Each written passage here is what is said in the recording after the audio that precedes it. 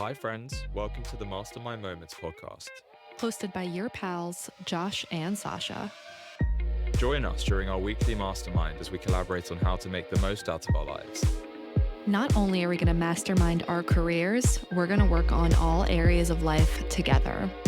Let's do it. Listen in as we make the most of our mastermind moments.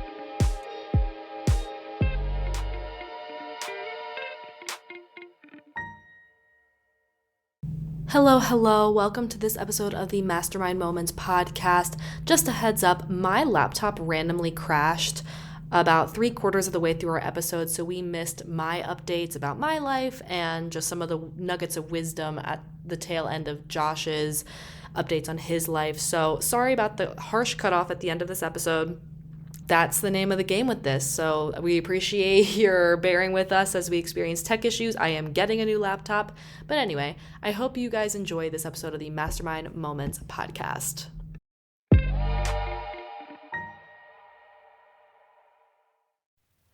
Hi. Hello, good evening, Hello. Good afternoon, good morning. Me. Yeah, we are all here in different time zones right now. For you guys listening, just to paint the scene with you, we're here with our tight friend, Cameron. We have not seen him or talked to him in, I don't know how long it's been. How long has it been, Cameron? Oh, I saw Josh, 2 years ago in London? About 2 years ago when you came to London, yeah. But then you in 10 years, maybe? It could be That's 8, 9, so 10 years, wild. yeah.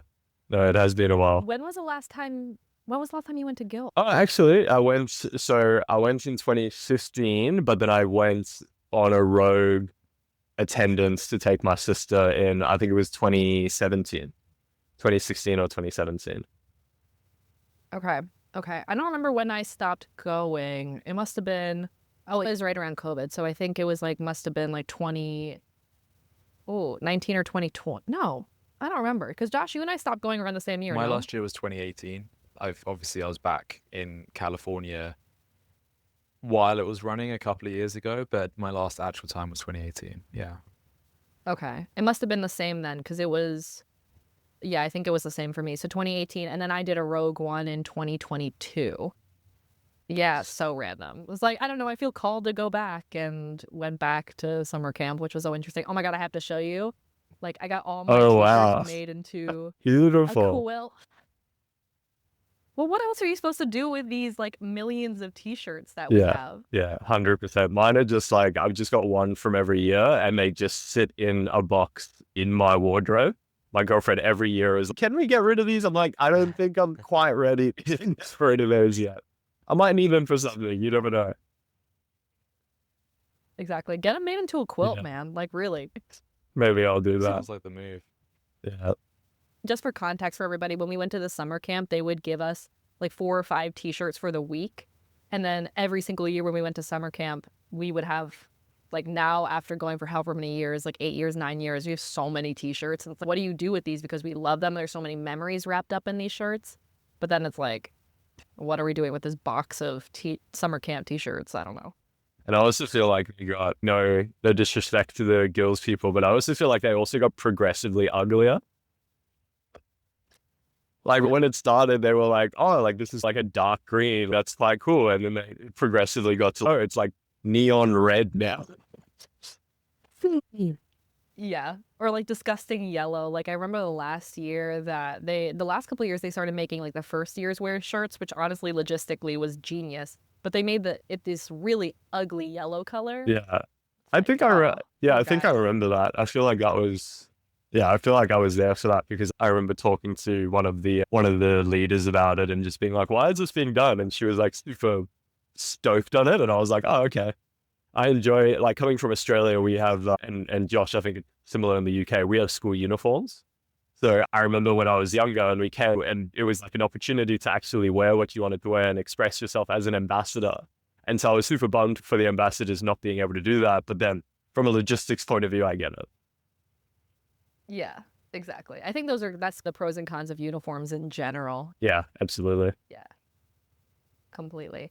So before we get into, we want to hear all about what the hell you've been up to for literally the last decade, okay? Because it's so crazy to me. It's been that long since we've had a chat. But before we get into all of it, let's spin a wheel.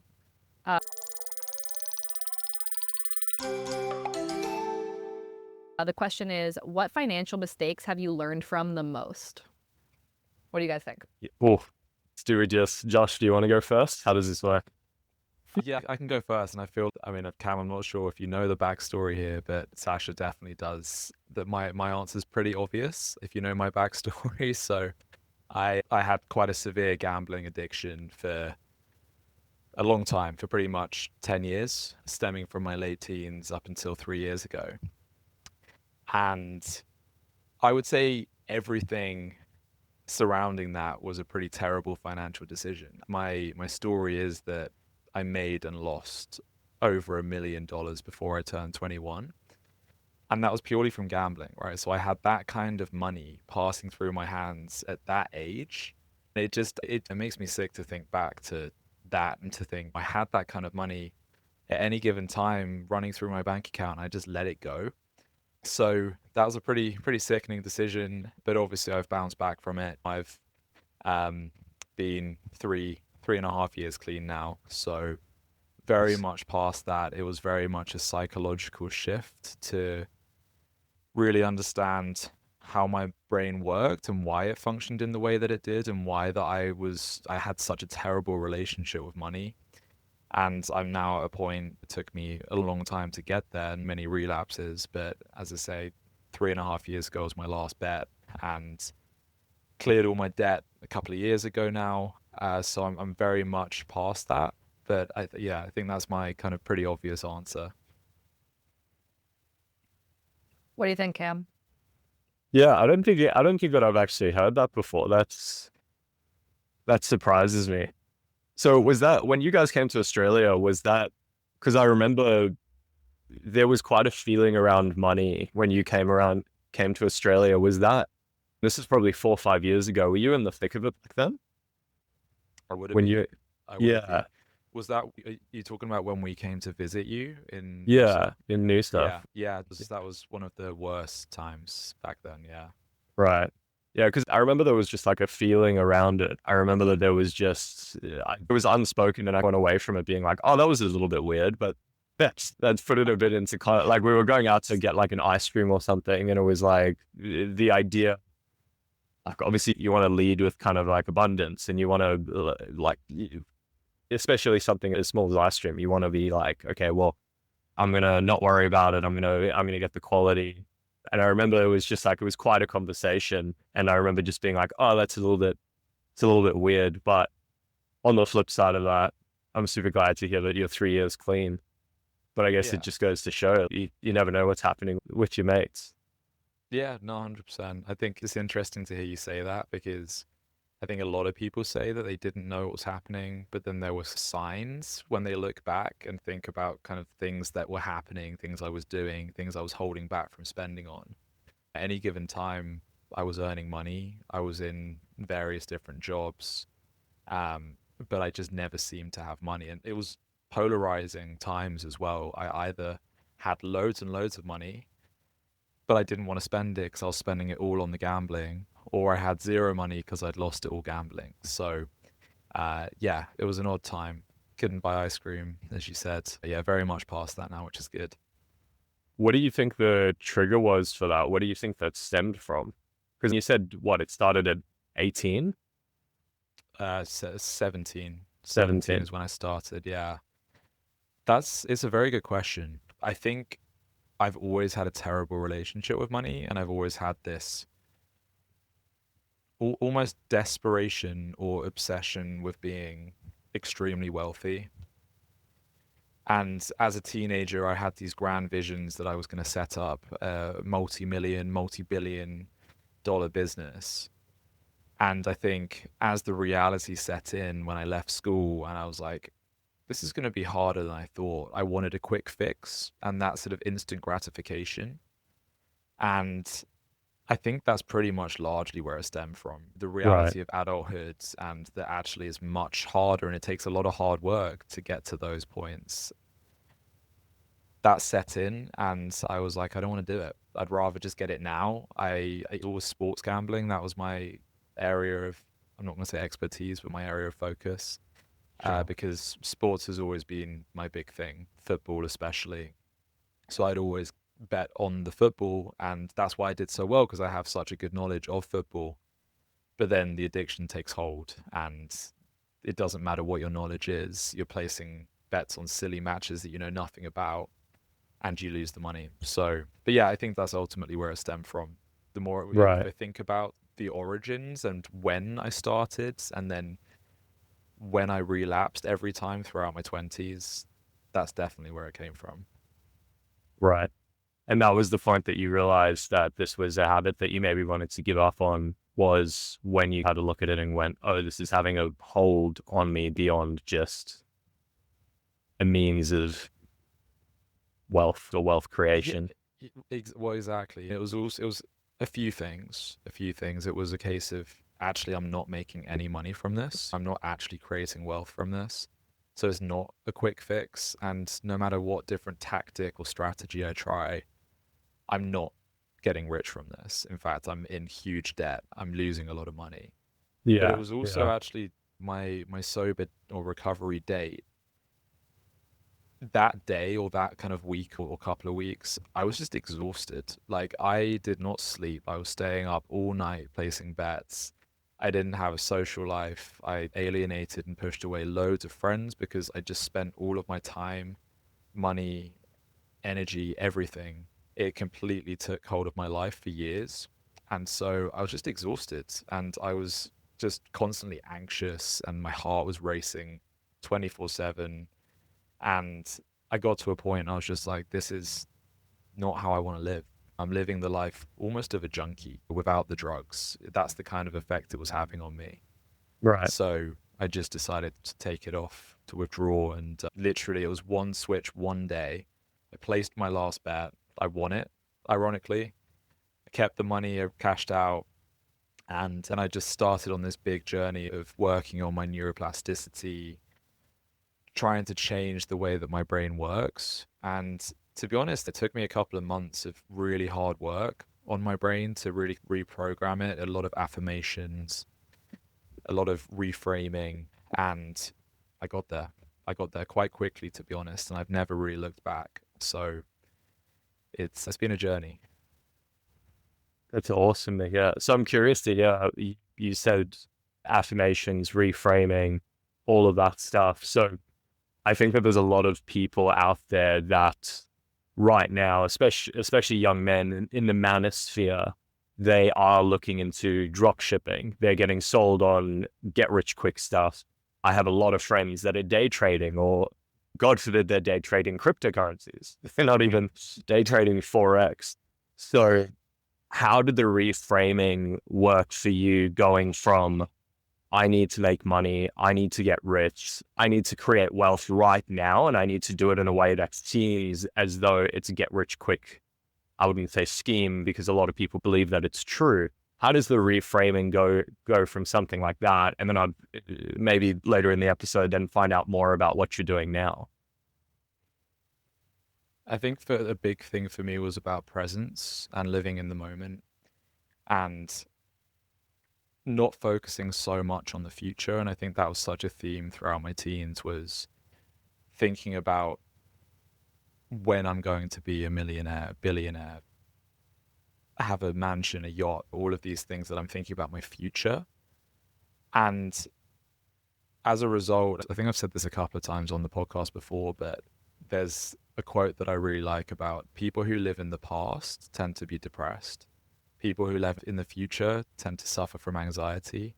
So you need to live in the present. And I was constantly living in a state of anxiety because I was just so focused on the future. I was living in the future and desperate for that future to come much quicker, with instant gratification, which was brought by gambling.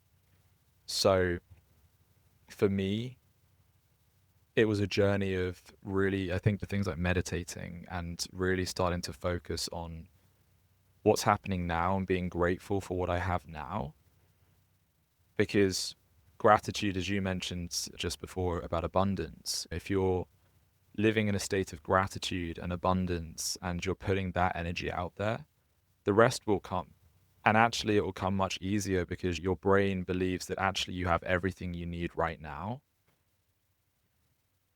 and you really focus on that. And I think that's got me to where I am today. And I think that's a big thing for gambling, for drop shipping, for day trading, everything you just mentioned. Just like you, I know so many people on those journeys. And I think they can do it. It's definitely something that can be done, but it requires patience. And you have to focus on the work that you're putting in now and just trust in the process and trust that will get you where you need to get in the future. But you don't focus necessarily on the future. Obviously, there's goal setting and stuff, but I think there needs to be a large element of living in the present. That makes sense. So that's me. But what about you guys? I feel like that's taken a long time to answer that question. That was great to hear. Cam, what do you think? What's the biggest financial mistake that you've learned from? Oh, God. I'm going forward. There's two big ones. The one was personal, and then the one was, well, I mean, they were both professional, but the one I lost a lot more money than the other one. But the other one was a lot harder. I think I'll probably lead with that one. So, when I was 18, I went out on my own and I quit my job to start a social media marketing agency. And so the landlord of the company that I was working for at the time, I randomly met him in the elevator and he said, "What do you do?" I said, "Social media ads." He said, "Do you reckon we can sell houses through social media ads?" And I said, "Yeah, I think so." Long story short, he became my first contract.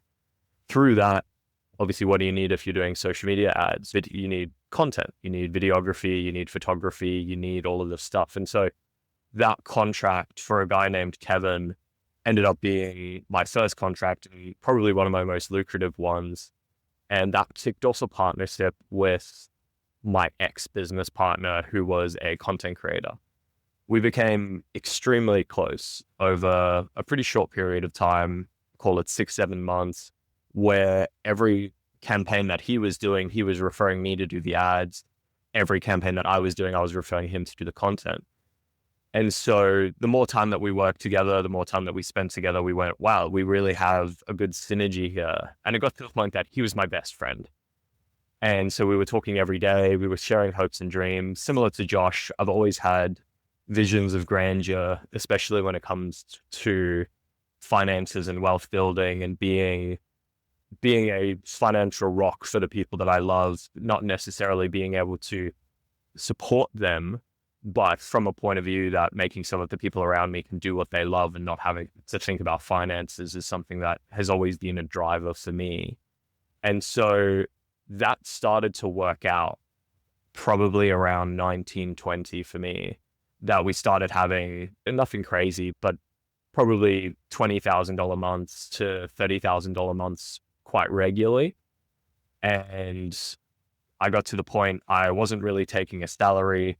I was paying myself essentially bare minimum. I was putting all the money back into the business. And this business partner he was a little bit older than me. He had a few more expenses than me. And so he was still getting paid reasonably. And we basically decided, hey, we're doing all of our projects together. Let's combine everything. And so we started a company called Agency Marketing. And that worked out quite well for about a year. We kept that going. And then out of the blue, I should say that the stipulation of starting Agency Marketing was that we both shut down our respective businesses and we combine everything into a content and ads company. And we did everything handshake deals. We did no contracts. We did all that. We were 19, 20. Well, I was 19, 20. He was probably 24 at the time. And yeah, long story short, he started another business with someone else. And slowly that started eating up more and more of his time, even though we were 50-50 partners. And I would say that the biggest financial mistake came when I was raising money for my first company.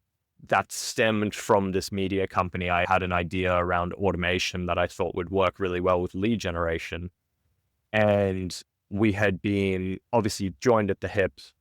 He was part of it. We were going to be 50-50 partners. But there had been little signs that I realized that he wasn't in it for the long term, and he wasn't 100% in it the same way that I was. I would say the main mistake was not being completely clear, not getting everything in writing in contracts, because where that ended up was when we were going in for the pitch meeting that eventually I was able to raise my first round from. He came in as well, and he was in charge of sales. I was in charge of everything else. And I had done the entire pitch deck. I had prepared everything. I'd sent him that pitch deck a week before for him to edit. And the next time that I saw it was the morning as we were walking in, that he had basically made like a few little grammar changes rather than what he was supposed to do, which was optimize the entire deck. And the deal was that he was going to do the first half of the presentation and I was going to do the second half because it was the technical side. And after the first page, he said, and now Cameron is going to take us from here, and basically just threw me under the bus in the most important meeting of my life. And then I still remember we're walking out and he's patting me on the back and he's saying, bro, we got that money. That went so well after I had done 90% of the presentation. And I called up a couple of mentors of mine and they just said, I know it's going to be hard. He's your best friend, but we need to get him out of the company. This is just not fair. And so the next conversation that I had with him was basically, I don't want to leave him high and dry, but I think I want to reduce his stake in the company. And so I offered him what I thought was a reasonable buyout of giving him equity in the new company that he had done nothing to earn, but just for the sake of our relationship. And then long story short, because of not putting those contracts in place and all of the stuff that I've learned now, he ceased communication with me. I wouldn't return my calls. And then the next time I emailed him, he replied with a reply from his lawyer.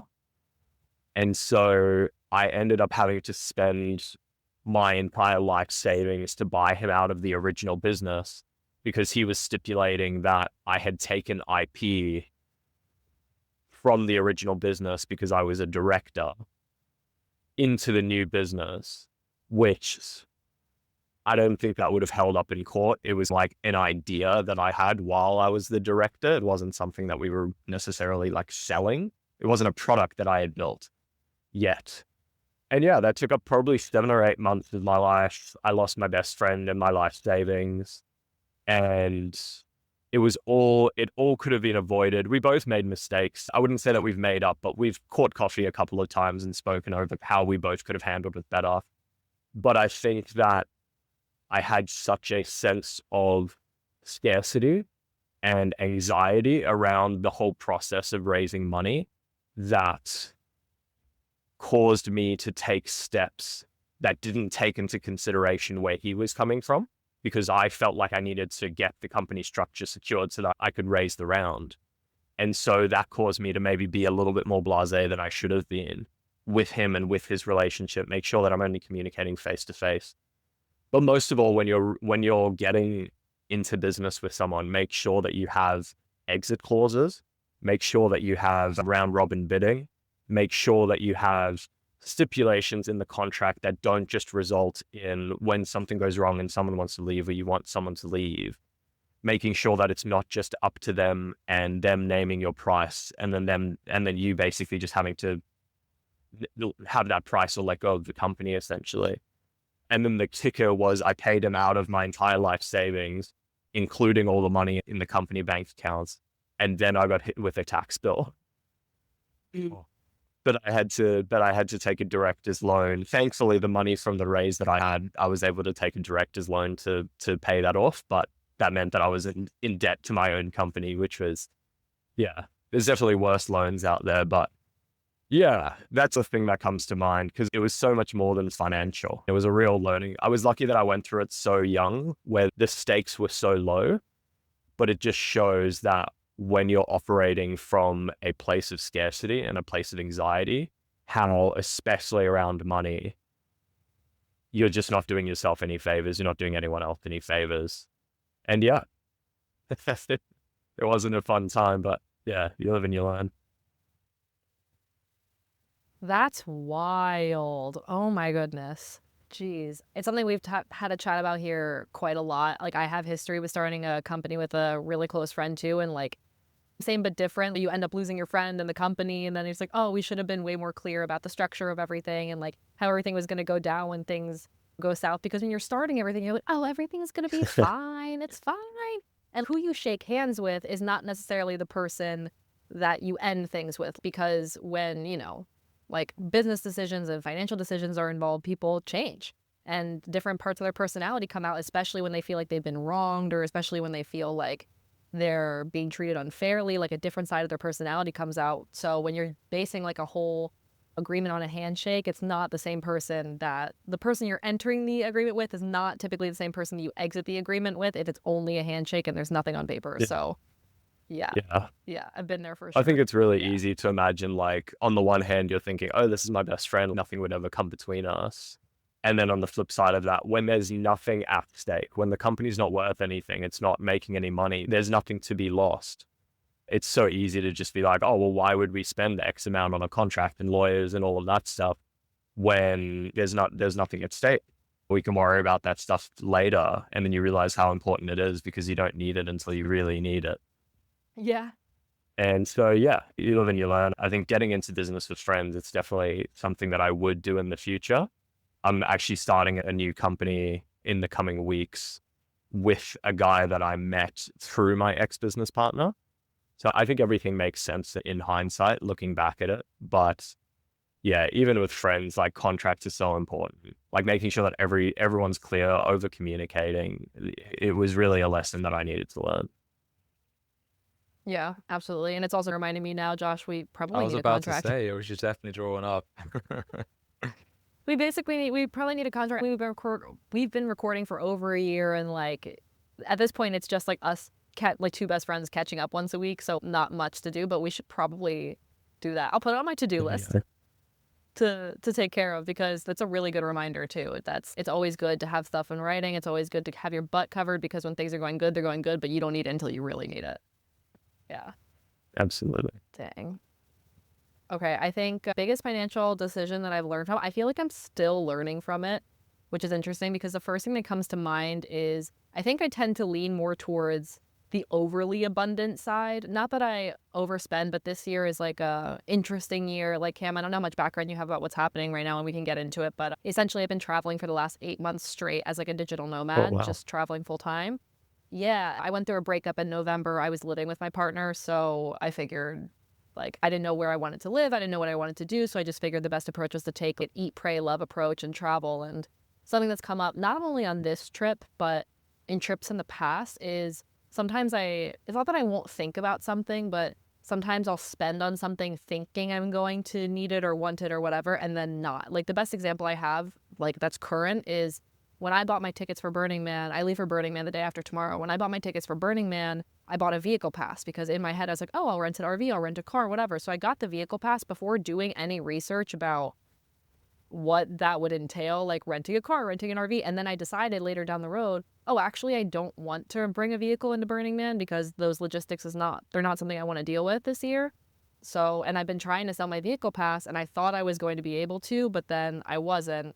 So I just ate $150, like, just at a loss for no reason. And this is not the only time this has happened. It happened in Australia when I booked a last minute flight out of a whole crazy situation that I don't need to get into. It's insane, and I'll tell you separately, but it's like I ended up booking a super last minute flight and ate the cost for the other flight that I had, because I just had to change my plans. And it's, well, sometimes you eat the cost of things when you don't like fully think them through, but at the time you think you're going to use them. I thought I was going to get on that flight. I thought I was going to use my vehicle pass. And this is not the first time something like this has happened. So I think for me, it's being a little bit more intentional, but at the same time, it's like I made the best decision I could have in the moment. Like, in the future, like, how do you go about being more strategic and thoughtful about the financial decisions of the small purchases you're making, so that you're not just like eating random costs because you decide later down the line that it's not something you want to do. So it's something I need to like seriously sit on and think about, and like how can I manage this in a more thoughtful way, like moving forward, because right now it's like I'm still doing it. Not often, but enough where it's like it still dings, and it's still, money is money. It adds up. Yeah, so definitely does. Yeah. That's something that I've been thinking about recently because I'm getting into I think it's a pretty big trend in America to buy what's called like boomer businesses or retiree businesses. And so my business partner and I are going to be starting to do that. And so I've been looking into pool care and I've been looking into landscaping and I've been just trying to think about what makes these people tick. And obviously coming from the Tony Robbins environment, I feel like we're all so wired to seek abundance and to seek excellence and to really focus on the top of the top, where I've been thinking of the theory recently about how much of life and how much of people is actually about pain minimization over exponential excellence. And so the idea around spending where it's, oh, I'm going to buy a second flight and I'm just going to eat the cost of the second one, or a vehicle past the Burning Man, or any of that stuff where where do you think that comes from? Do you think you're booking that and you're doing those sort of things because you said that you're unintentional, but do you think that unintentionalness is coming from a point of pain minimization or opportunity maximalization? For lack of not being able to find the right word.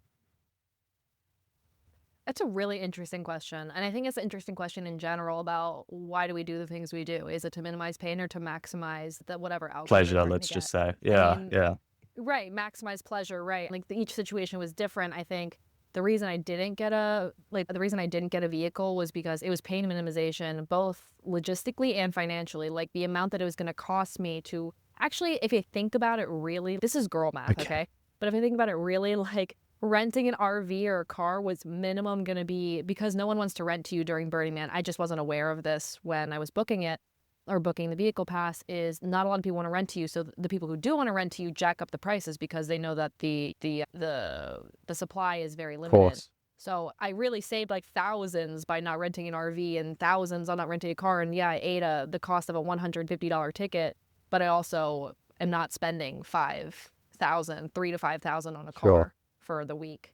So it's like in that way, it's like I was minimizing pain logistically and financially. As far as the other situation goes, I think I was also minimizing pain in that way too. Like the situation was like long story short, I was in a situation where I was supposed to be flying somewhere with a friend and some shit went down with that friend and it wasn't going to cause that much of an issue to like change over the flight just other than the money, and it just didn't make sense for me to be around that person anymore because obviously there were a lot of complications. But it was like minimizing the pain of I don't want to deal with this person for another day, and it's not in my interest, it's not in their interest. I just need to get out of here.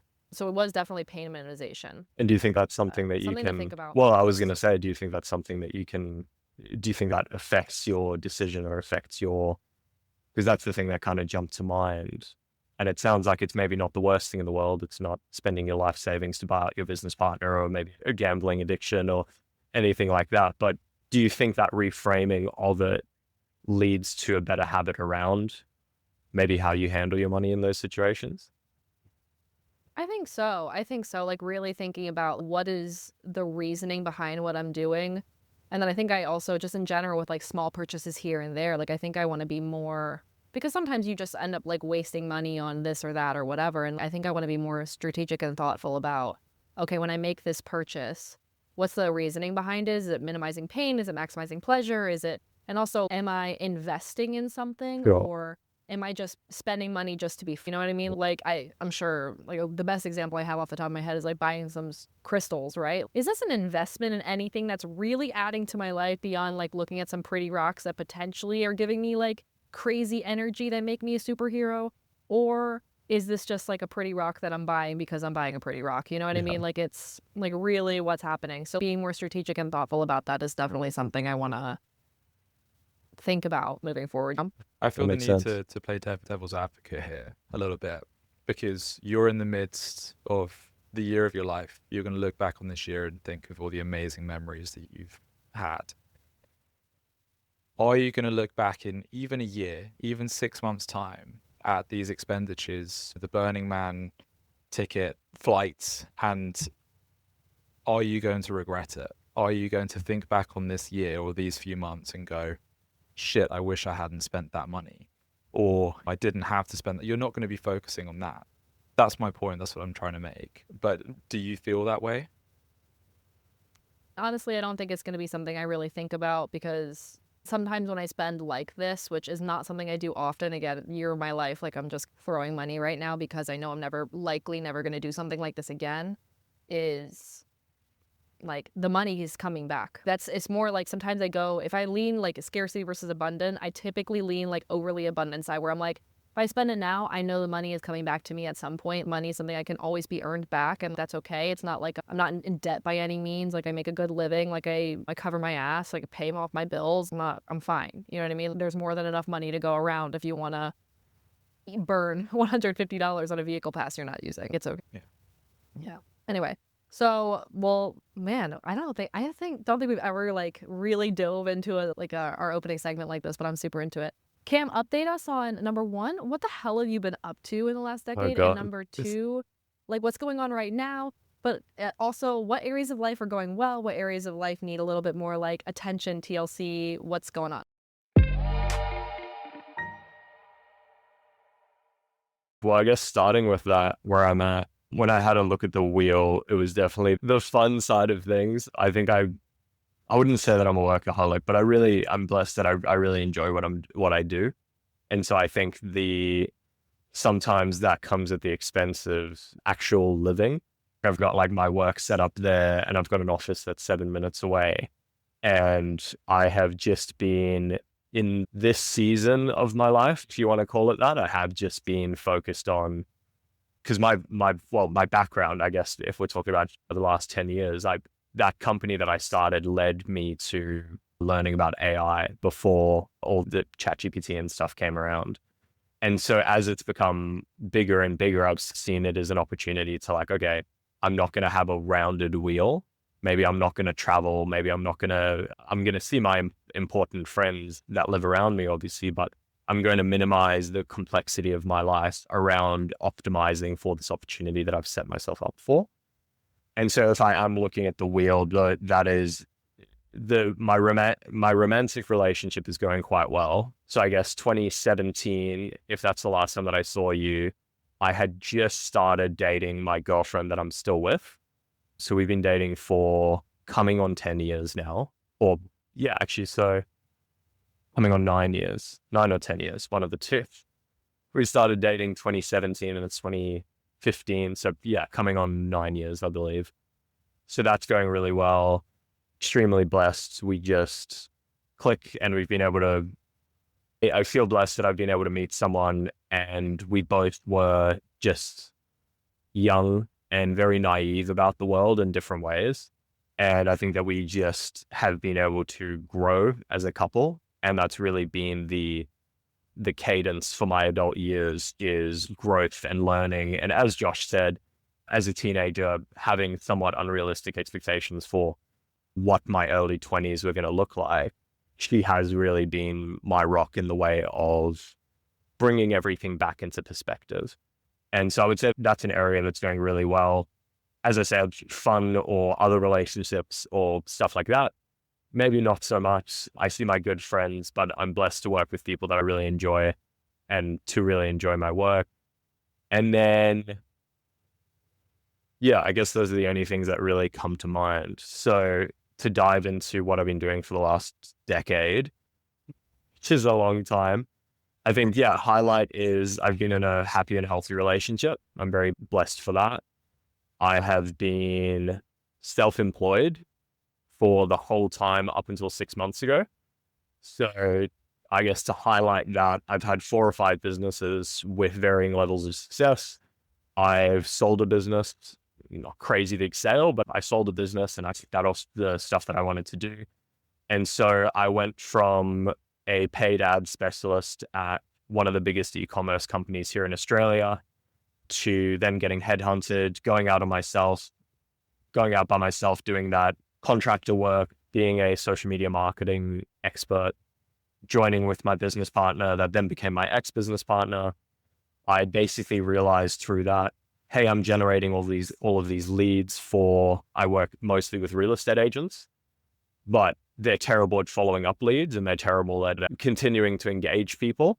And so I came up with the idea of, oh, well, what if a robot could do that for you?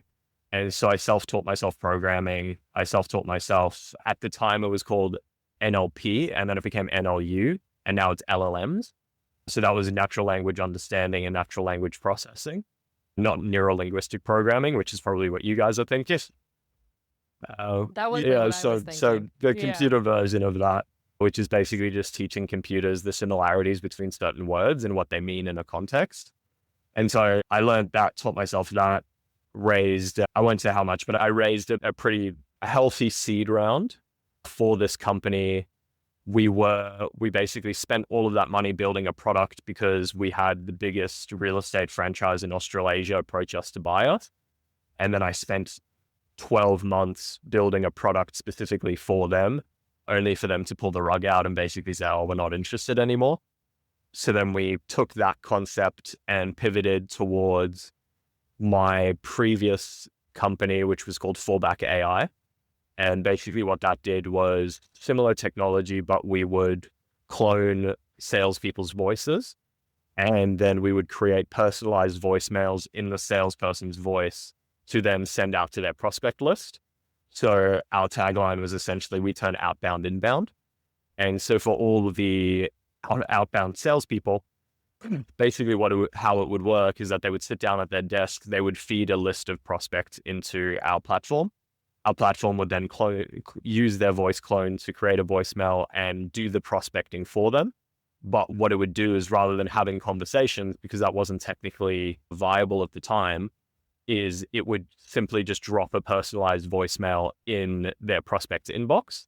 And so then the prospect would get a missed call from that person and a personalized voicemail, and then they would give them a call back if they're interested.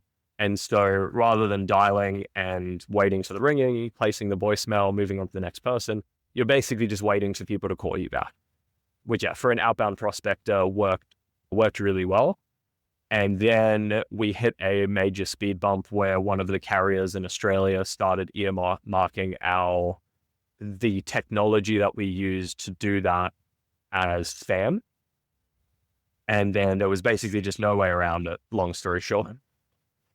So that company wound up, we spent the rest of our funding trying to get around that technically, and it just didn't work. I flew over to the States last year to sign a deal with the biggest ringless voicemail provider in the world. And as a Hail Mary, then gave them equity in the company. And unfortunately, that just didn't work out. He just didn't deliver. And then, yeah, about 7 months ago, one of my mentors saw that Fallback was floundering a bit. I had let go of the team at this point. And he said, well, I'm starting up this company. This is what we're going to do. We could really use someone like you. How do you feel about being employed for the first time in 8 years? And I said, I really don't like the idea, but to work for one of my mentors, I'll do it. And so that's where I've been for the last, I think, coming on 6 or 7 months now. I've been a technical product manager at a company called GoList, very early stage. And the idea is, using AI, we basically want to help real estate agents capture and convert leads better. So I won't get into the whole sales pitch, but I've been in there and I've been helping them with that. And I was getting a bit antsy. I told myself that I'd give it 6 months, and if I didn't love it, I would leave. And that worked out really well, because basically the investor in my first company that I mentioned, he and I are still very close. And I was having a conversation with him, and he said, what do you think about automating boomer businesses? And he said, well, we have 1,000 properties on our rent roll. We sell 800 properties a year. Each one of those properties has a new buyer and 2 or 3 buyers that come along with it. If we just bought these pool services companies, landscaping companies, all the things that I mentioned before, you basically have a guaranteed cash flow into the business, and then you just have to worry about logistics and systems and automations, and then you can grow beyond that. And so that's where I'm at the moment. Is tomorrow is my last day working for my mentor's company. I'm going to take 3 weeks off to just decompress, because I haven't really taken time off in a long time. And then, yeah, jumping straight into that, and yeah, really excited by it. So I'm trying to think if anything's happened beyond work. Yeah, I think same as anyone else in their 20s. I've done a little bit of traveling. I've been blessed to do a lot of traveling for work. But yeah, other than relationships, I live in the Gold Coast now, which is nice. I would say like the LA or the Miami of Australia. And I live in Burleigh, so I don't live in like the party area. I live in like the wellness area. So I was saying to Josh before you got on, it's really normal for people to get up at 5:30 here. And then everyone's in bed by 9. But yeah, that's the way I like it. So I cannot believe, how long have you been in Gold Coast? 5 years, still 5 years. Oh my God. I cannot believe because in my mind you're I don't know, I think you're South African, right? Like in my mind you're associated with South Really? Africa. I was literally yeah, like I don't know why in my head you're in South Africa, but I was literally just in Gold Coast. I was in Australia No way. for all of January. No. And I was in Gold Coast. I had no idea. That's so wild. Ah. That's That's Oh gorgeous. my. That's so beautiful. that's if you can see my hand, that's Surfers Paradise right there.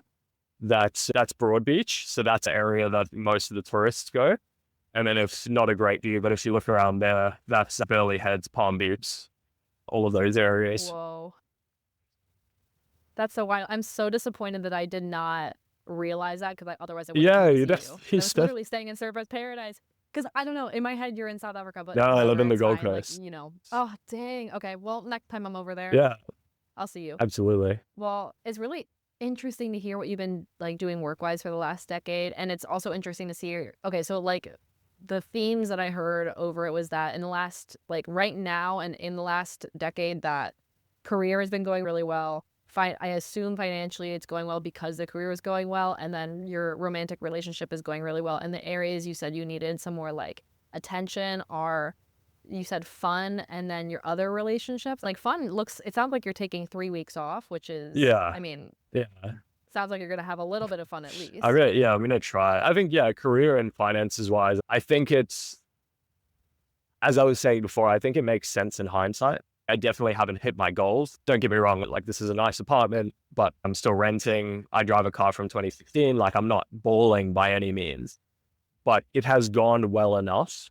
And I think that if I was to connect the dots and look a few years ahead, I think that all the stuff, my career has gone well from a relationships and a learning point of view, not necessarily from a financial point of view, but I've done well enough financially that like I'm not stressed about money. Like I'm doing well enough. Happily. Yeah, I'm doing well Yeah. enough. So I definitely could be doing better. But yeah, from a friend's point of view, I think I'm a single trap mind sort of person. I think as opposed to maybe how I was as a teenager and at Gills. And I think I really knew how to have fun when I was a teenager.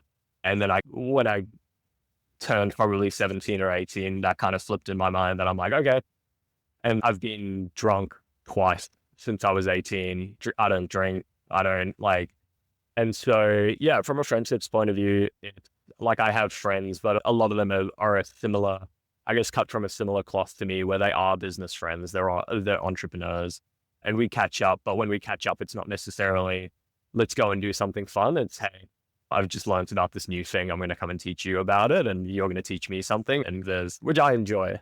But yeah, I think I do become like a little bit of a robot and that's around that stuff where I just get like super into something. And then if you're not talking about that, I don't really know how to talk about it. Right. I mean, it makes sense. And like, especially if that's your focus right now, I think it's interesting to how you can combine the two almost, which just seems like what you've done with a lot of your friends, where you're combining like your career and growth with also your friendships and nurturing your relationships that way. I am curious though if there's a way for you to incorporate, because like typically like friends and fun go together. Like typically that kind of is the natural fit, not all the time, but a lot of times that's the natural fit there. I wonder if there's a way for you to incorporate those two in a way that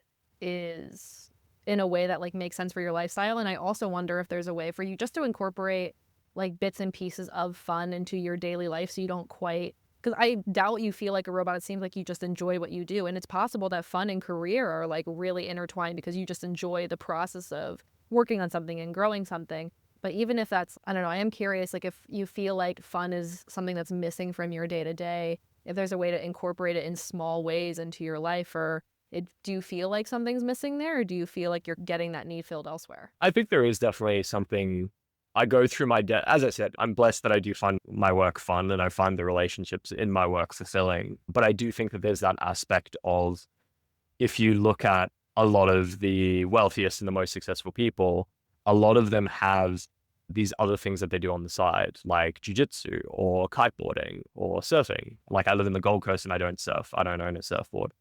And so I see it more as, on that side of things, I'm so at the cliff face all the time, so focused, that I believe that if I was to find something that I know how to kite surf, I know how to kiteboard, like I really enjoy my extreme sports, but in my adult life, they've fallen by the wayside because I've become so focused, and quite frankly, because they're expensive.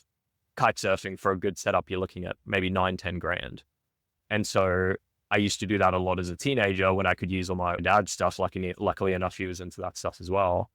But now I wake up, I go to gym, I come home, I work, have lunch, work, dinner, spend quality time with Nadia, my girlfriend, go to sleep. And I do that probably 6 days a week. And then on a Sunday, I go to the farmer's market with Nadia to spend some quality time with her. And then depending on what's on for the day, I'll usually keep working or I'll go for a walk, and that'll be my fun, where I would really like to find something that is fun, that fully engages me, allows me the space to then not miss the forest for the trees, which I think a lot of the time I do that.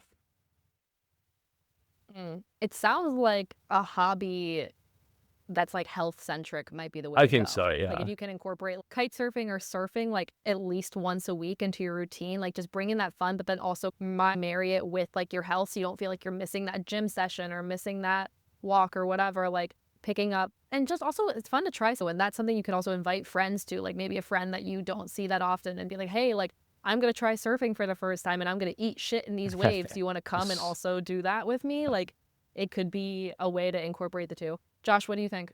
Yeah, no, I completely agree. I guess it's also a time issue, but I think it's a case of, if you feel that it's going to benefit you, ensuring that you make that time no matter what. I think if something is important enough to be done, then you can find time to prioritize it and don't necessarily take up too much time, right? So what does that look like in terms of how you're going to make that space in your day? Do you think it's possible? Well, something that I've been thinking about is that as I said, I'm not really a big proponent of the round circle right now in my life where everything's equal and it's this wheel. I think what I would prefer to do now that I'm thinking about it is just making more room for strict time off. So whether that's every 8 weeks, going and taking a 3 or 4 day weekend and going and doing something for those 4 days. Not a lot of people know we have snow here in Australia, and I love snowboarding. New Zealand is also not too far away. We have Fiji, which has great waves and great surf.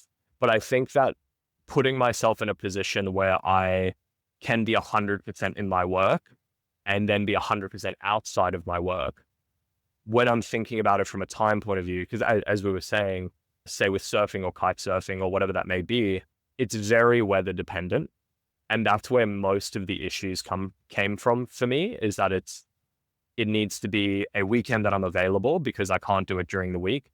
I need 4 to 6 hours to get out there, set up, go and do it, get back, it's a very intensive thing versus making the time in my schedule to go to somewhere. My parents live in Noosa, as Josh visited me a few years ago, and that has some of the best kite surfing in the world. So maybe I go for 3 or 4 days when I know that the wind is going to be up or something like that, and I can go and completely switch off during that time and just completely move the balance of that circle in the other direction for 3 or 4 days and then go and shift back.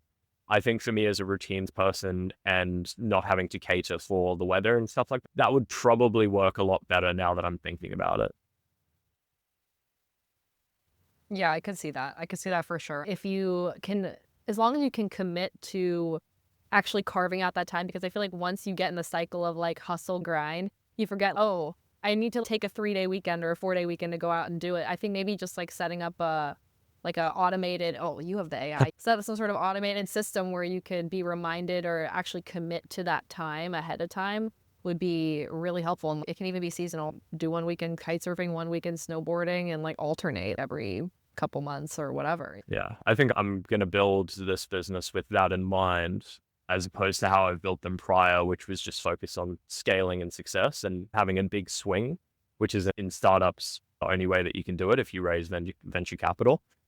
But with this one, focusing on cash flow, I think I really need to focus on the systems and getting it off the ground in a way that if I was to step away, the whole business wouldn't grind to a halt, which I believe is possible. So yeah, I think it's just optimizing for that and then making sure that I'm setting the expectations with the team. That is how things work. And then I think at the beginning, it might be a little bit tricky, but then as it continues, I don't see it being a huge problem. It's a great opportunity as you're like starting out too, to set the expectations up front. And also you're, as a leader, as someone who's building something, you're also enabling people on the team to also take that work-life balance, to also build out time for fun, because career is incredible, but if you're not enjoying your life too, like, yeah, what's it's actually part of my strategy. I've always loved the idea of the gig economy minus all of the like payment issues that come with, or the fair work issues that come with like Uber. I've always loved the idea of enabling people to pick their own hours if that's what they want to do.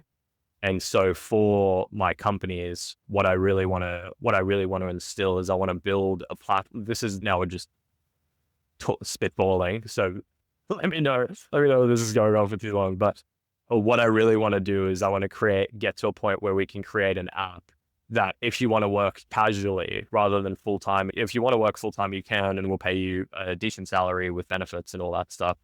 But if you want to work casually, because we're getting a lot of, Josh, I'm sure you would see it, we're getting a lot of people from England that are moving to the Gold Coast, and they're moving here for the lifestyle. They're moving here because they want to go surfing. Not you guys saw the weather's terrible today, but usually the weather's great. They want to go surfing. They want to go and sit at cafes and drink the cappuccinos and flat whites. And maybe they want to go out on the weekend and they want to do stuff like that. And my dream is, rather than having those people come here and either locking themselves in a career job when they don't want to full time, or having to become full-time laborers or full-time cafe workers, or maybe something that they don't necessarily want to do, giving them the opportunity through an app or through whatever it may be, that a week ahead of time, they can actually pick their own hours and they can have full flexibility around it.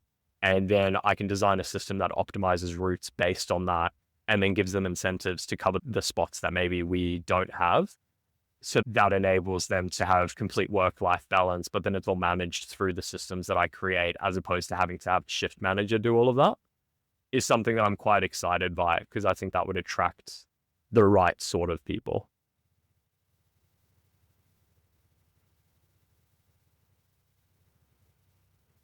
I think that's a great idea. You don't need me to tell you, you don't need to verify your great ideas, but I think you're absolutely right in terms of the time. And I think a lot of people, especially in the modern world, really value time versus work, and the work-life balance. And it's such a big shift in the corporate world, which is what I'm now working in, where companies, big corporations, there's a real focus on work-life balance, and that's such an important thing to employees and to people these days. So I think, as you say, the gig economy, or where people can pick and choose when they work, be more flexible with that, I think it's actually really important and it really enticing in the modern world.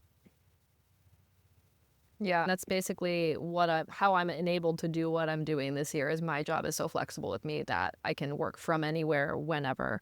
And I think it's a huge thing. Like, I've definitely taken, like, I think I could be making more elsewhere, but like the gig economy is it's just so, attractive and sexy. Like, to be able to just be up at 5 a.m. in Australia, like working, and then hit my surf lesson and then go back. And like, the ability to do that is not something I would give up, even if my company was like, oh, we'll offer you more, but you have to come in person. I'd be like, no, bye. That's not happening. Absolutely. See you never. Yeah, I think enabling that is, I've always had that dream around, at least in Australia, cafe workers and laborers, and a lot of them, they don't see it as a degree, but a career. But one of the benefits from having a job like that is that you finish up and you can just leave work there, as opposed to most corporate roles. And so I just see it as such an opportunity to be like, okay, how do we attract the best people? We give them the best working environment and provide them with the opportunity for the most work-life balance. Because you guys are 100% correct. I do see that as a theme. And then for those guys that want to turn it into a career, and maybe they want to come and work in the holding company, or they want to find deals or do sales or whatever it may be, giving them the path to be able to upskill and to be able to do that. But ultimately for those people that are cleaning pools, doing the landscaping, doing that sort of stuff that is still skilled labor, but you don't have to go to university to do it or anything like that, giving them the flexibility that they can opt in and opt out, and then making sure that there's a system in place that we're covering maybe surge pricing or something like that. I haven't figured it out around covering the areas that most people won't want to work, like early mornings or something like that. But yeah, I'm excited about it. I think as much as I'm going to be taking the next 3 weeks off and I'm going to try and relax, I think that I will also be reflecting on this sort of stuff of like, how do I want to fit into this company? How do I want to build this company? What sort of a life do I want it to afford me? Which is a unique place to be when you've been in startup land, which the only thing that matters is how is this going to become $1 billion company? It's nice to actually think about, okay, well, what sort of a life do I want to build? Yeah, it's definitely something to think about for sure. For sure. Especially if you're building something from the ground up, like your intention. And it's the same with everything, like your intention going into it and your effort and your energy and the outcome you desire it's the focus. Like you need a North Star, you need something to go towards, or else you can get sucked into like, how do I get this to explode? Yeah. You know? Yeah. Yeah. Absolutely. Josh, what the hell has been going on with you this week? What's happening? I think No, we did. can't I think we remember. did, yeah. This week, Yeah. I'm in a decent spot at the moment. I think the strongest pieces for me, number one, interestingly, is spirituality, and I think that hasn't ever been number one for me. Um, I have been, wouldn't say meditating, but I've been really trying to calm my mind and be much, much more present in every moment than I have been recently. Because I think that's been a big problem for me, has been just doing everything too quickly and too manically. And so I'm just trying to slow everything down. But actually, before we started recording today, I had the evening to myself. Savita, my girlfriend, is out with a friend. So I was just like, I'm just going to relax and really treat myself to a bit of self-care tonight. And I decided to meditate for a bit. And it was originally meant to be standard, maybe 10, 15 minutes of meditation. But I felt so good after the initial session. And I was just listening to this kind of meditation music. It wasn't even a guided meditation. And I'm not, just for your reference, Cam, I'm not a frequent meditator at all. Sure. Yeah. I try to be, and I always give the advice to meditate, but I'm not that in the slightest. So I ended up meditating for an hour and a half before our call. Oh, It was one thing led to another, and one guided meditation to another, and then a bit of just self meditation. And I came away from it just feeling insanely grounded, obviously, as you would expect from meditation. And I just felt, again, you wouldn't know this about me, Cam, but I have BPD. So I was diagnosed a couple of years ago with borderline personality disorder, which makes it very hard to live in the moment, in that I feel dissociated a lot of the time, and that kind of a lot of things aren't real, or the things aren't actually happening. And on the flip side, I feel things very intensely. So it's really hard to find that in between. And for the first time since I can remember, like in such a long time, I haven't felt the feeling I felt tonight after that meditation session. And even during the meditation session, I haven't felt that feeling in so long, possibly years. And it was just such a nice grounding feeling. And I definitely want to make that more of a practice in the coming weeks, months, years. I really want to make it a regular part of my routine. So spirituality in that regard, going well. Health, interestingly, is another one that's going well that hadn't been until fairly recently. So going back about 4 months ago, was the heaviest I've ever been. I lost all of that weight. I got back down to the healthy weight. And then I went traveling for a few weeks and I put it all back on and didn't get back into the routine of working out and eating healthily when I came back. But I didn't go all the way back up to that heaviest weight. I just fluctuated and I just wasn't feeling good. So I made the call last week to just get back into the swing of it, to start building that habit again. And I've made a sort of rule for myself that I want to work out at least 5 times every week. I did that last week. I've already worked out 3 times this week. So I feel good. I've also just hired a personal trainer to start with from next Tuesday, just to help me with my nutrition. The gym is fine. It's purely a nutrition plan. So I'm really hoping that I can actually really build that discipline and build that bone to really start to get into shape and really start to feel good and feel that energy that comes from being fit and healthy consistently. So I'm in a good spot for physical health, relationships going great. I think we have our ups and downs. A lot of couples do, but every down we have makes the ups even higher because we're getting so much stronger as a result. She's moving into my place in about 10 days, which is Oh, exciting. cool. Congratulations. No Thank way. you. It's crept up on us very quickly, but it's really exciting. So it's a big move for us. Sasha, I don't know if I told you this or if she told you, but she is gonna be able to get her visa to stay in the UK. I think that No, no one told I me. think that must have been, yeah, I thought maybe it was news before you came, but yeah. So Oh my she's from God. India. This is so She's from exciting. India, and there's been a whole thing the whole time we've been dating, which is pretty much 2 years, about when her student visa expires, what she's going to do. It expires in January, so it's been cutting really tight. And yeah, so she's pretty much got it sorted now, which is amazing news. How good. Is she gonna do it through work? Yeah, free work. Free Okay, work. perfect. Yeah, the idea was with her job that she's working for a startup and she needed to prove herself to them. And if she proved herself, she worked her ass off, then she would get there and they would sponsor her because she's invaluable. And that's basically where we've got to. So that's great news and puts us in an even Wow. stronger spot because I think there was a lot of uncertainty around that. And that was definitely impacting our relationship. Then the biggest thing for me, and Sasha, you're going to hate to hear this. Oh, the no. biggest negative for me at the moment, or the only real negative for me, is work. Okay. And the reason I say you're going to hate to hear this is because you heard me complaining about my old job for so long. And Oh, no. I Okay. worked so hard to get this new job, which I started 2 months ago. I was so excited about it. I fucking hated it for the first month, which always happens with me. I always start a job and I'm like, I can't do this. It's adjusting to the new environment. Sure. And then after pretty much exactly a month, I was flying. I was the top in my team. I was just absolutely smashing everything. Everything I touched turned to gold. Everything was going right. And I smashed all of my targets in July. And then it got to this month and started really well.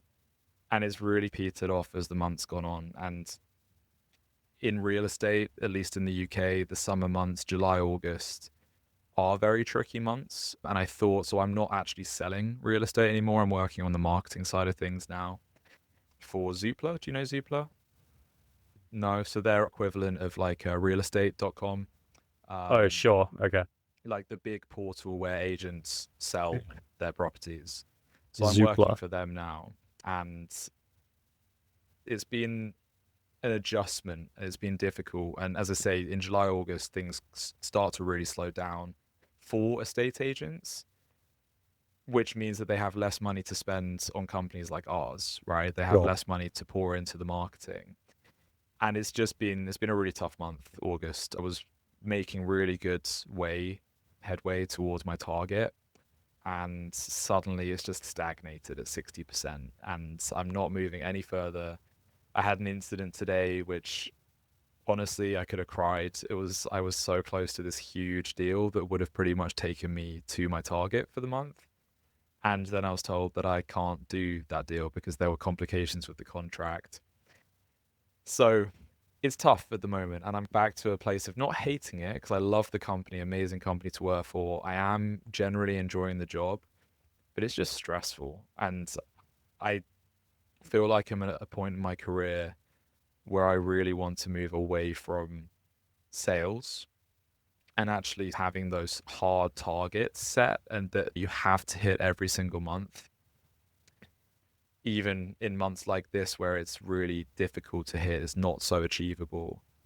But also towards being self-employed has been something I've been working towards throughout my entire 20s and flirted with it. And I've had my own businesses and then they haven't worked out. So I've ended up going back into employment. It's been a ride to get to where I am now, which is working for a really big corporate company in the UK. And I feel like I'm ready to give it up already. I've worked so hard to get here and I was so excited to get this job. And Sasha, you remember, I manifested this job so hard. And now Yeah. I'm here and I'm like, I'm just ready to give it up so I can start a business. And I have all these ideas, but just this job is taking up so much time and energy. It's taking up everything, even evenings. A lot of the time, as you saw, I'm going to conferences. It's a really time and energy intensive job. So I need to figure that out. I need to figure that out because I'm at a point again where it's taking too much out of me. It's the big negative in my life. I can't unfortunately just shut my laptop and walk away from it. The stress is always there. I shut it. I'm anxious about emails and complaints and everything I have to deal with. So I'm checking my emails into the evening, and then as I said, I'm going to conferences, spending a lot of time in the office. So yeah, that's where I am at the moment. It's not that I hate hearing it, because it's honestly, I have to say, knowing you for as long as I've known you, I'm not really shocked. I'm not really surprised because this tends to happen where you like get excited about a new opportunity and you try it, and for a while, like you're just in the groove of getting into it and then you just don't like it and you want to try something different.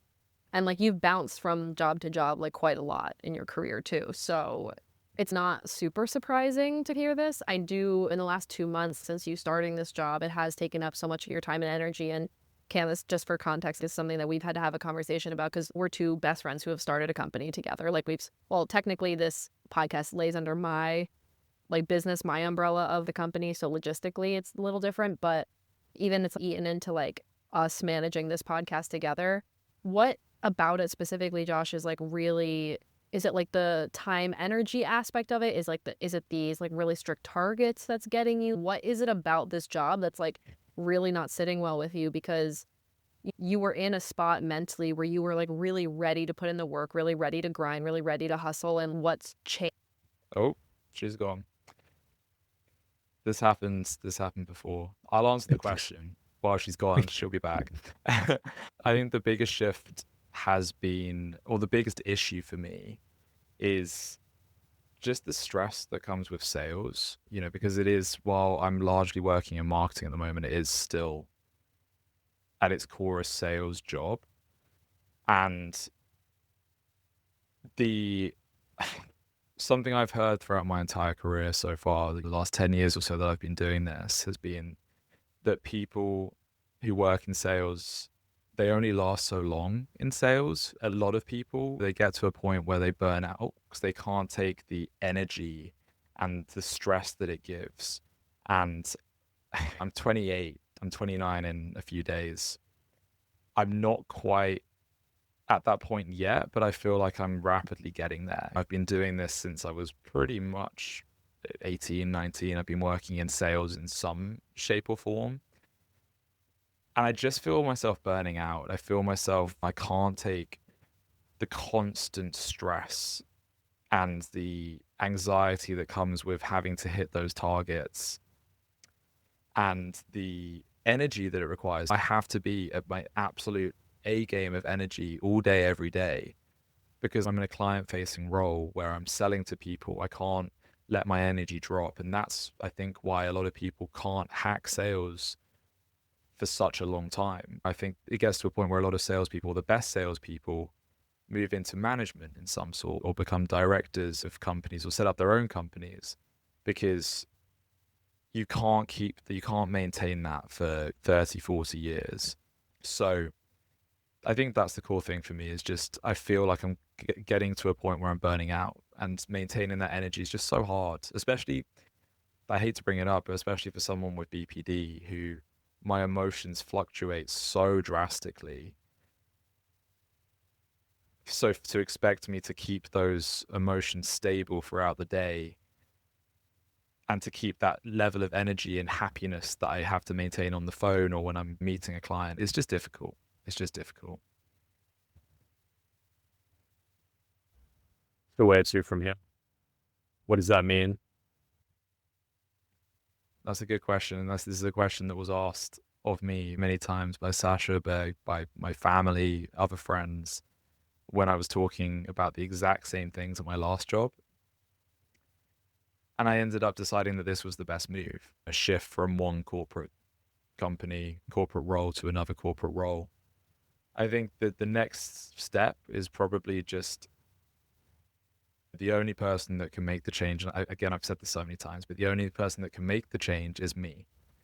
And if I am really in such a bad spot in my life when it comes to career and when it comes to work, I'm the only one that can change that. And if I really want to change it, then I will. My mum said to me before, you don't want it enough yet. You're not feeling the pain enough to the point where you have to change it. And I think once I get to that point, I will make that change. Right now, I'm in another pretty comfortable job. I'm getting paid well. I do enjoy it for the most part when I'm hitting my targets, when the months aren't as tough as this.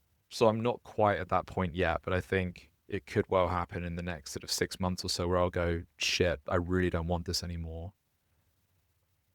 I have to get out of here. And how am I going to do that? Well, I think I assess that at that point, or start thinking about it now, start brainstorming. The big next step for me, I think, has to be setting up a business, or not necessarily a business, just going self-employed. I've been talking about moving into not life coaching, but some sort of self-development world, influencing kind of world, and building something in relation to that. But I just don't have I'm not going to say energy, I just don't have the motivation to do it at the moment. So even though I'm complaining about my job, I don't think I'm quite at rock bottom yet, if that makes sense. Yeah. Do you see that as a issue that you're going to get to a point that you have to get to a point that your job becomes unbearable before you start making moves to set up for the life that you actually want? Unfortunately, I think that probably is the case. I think I'm quite motivated. If I really delve deep, I'm quite motivated by pain rather than pleasure. So if I'm feeling a large element of pain, that's when I will change something. That's when I changed the gambling, because I was feeling so much pain and exhaustion and just so many negative emotions. That's when I decided to make the change. And I think different people are motivated by different points, whether it be pleasure or pain. And I think my main motivation probably does stem from pain. And that's probably why I haven't made the change in a few years, because my last job was so comfortable. This job feels very comfortable on the face of it, but if it continues this way, then it won't be. So we'll see. We'll see. So let me ask this another way. For this business, I was talking before about like this, building a business around the lifestyle that I want. In this coaching, influencing side of things, how long do you think realistically it's going to take for you to start seeing indications or flickers of it working in comparison to the pain that you're going to be feeling from working? And do you think that it's a good idea for you to wait until the iron is hot before starting? No. And I think that was my problem in my last job, is that the iron was very hot towards the end. And I was desperate to get out, to the point where I didn't even have a plan. I hated my job so much. I didn't have a plan. And I just handed in my notice, and I was like, I'm just going to wing it. It was a 2-month notice period. I'm going to set up a business in those 2 months. Yeah. And I'll be able to leave my job and have an income from that within 2 months. And I'm motivated because I only have 2 months to do. I have to make it work. But then I took back my notice because I was like, if this doesn't work, I'm then unemployed with a gap in my CV, and I'll probably end up gambling because there's no other way that I'm going to see making money, right? So it was a dangerous game. So I think you're absolutely right. I think letting it get to a point where the pain is too much and it is rock bottom and the iron's hot,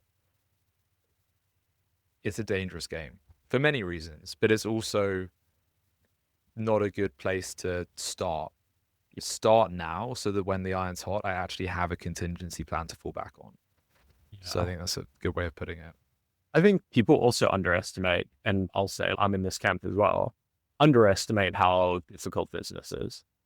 And I think in your position, I think people do two things. I think that they underestimate how difficult business is, and they overestimate the most important pieces to get started.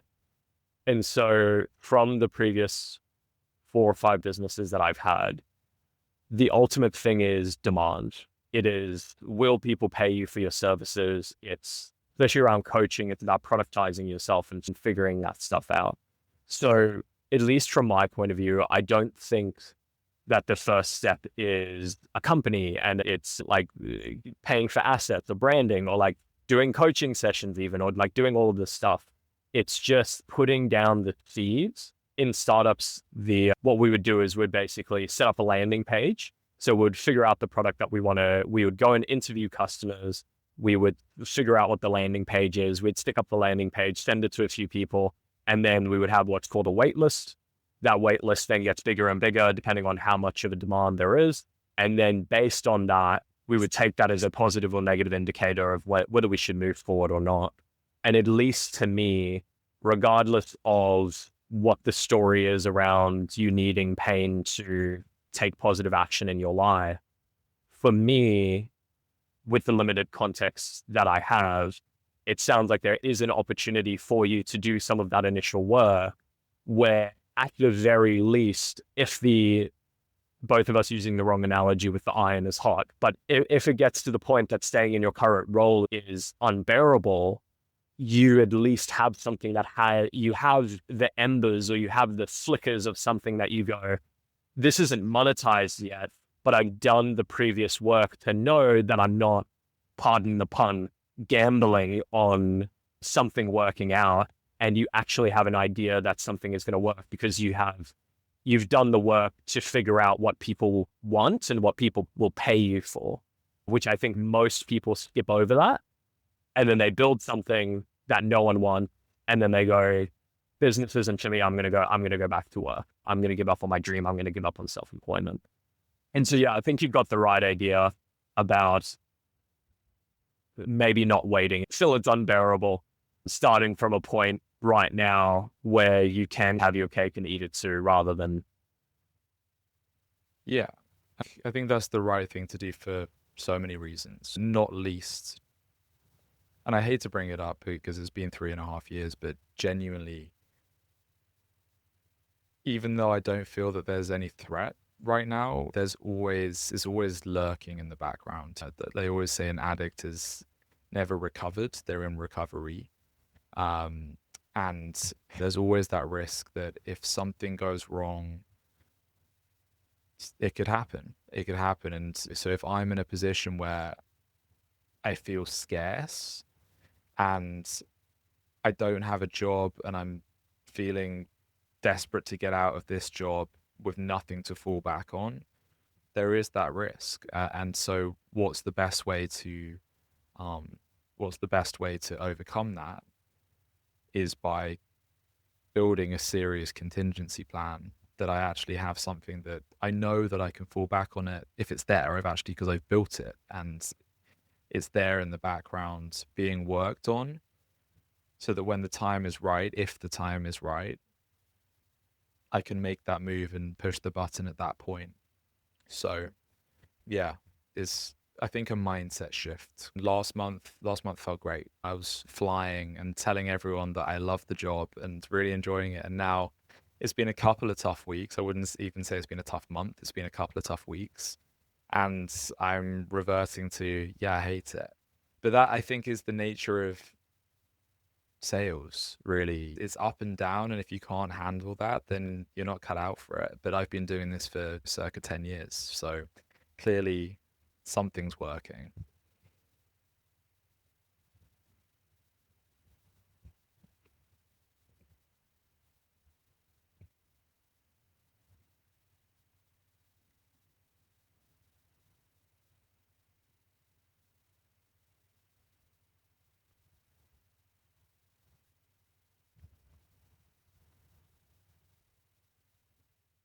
Don't let your dreams be dreams.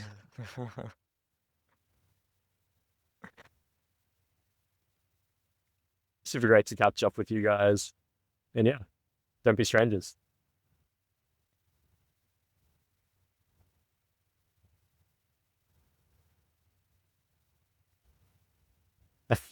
Bye. Thanks, guys. We hope you enjoyed this episode. Don't forget to subscribe, leave us a review, and follow along on social media. If you would like us to help you mastermind something in your life, please send us a message. We'll see you next week on the Mastermind Moments podcast.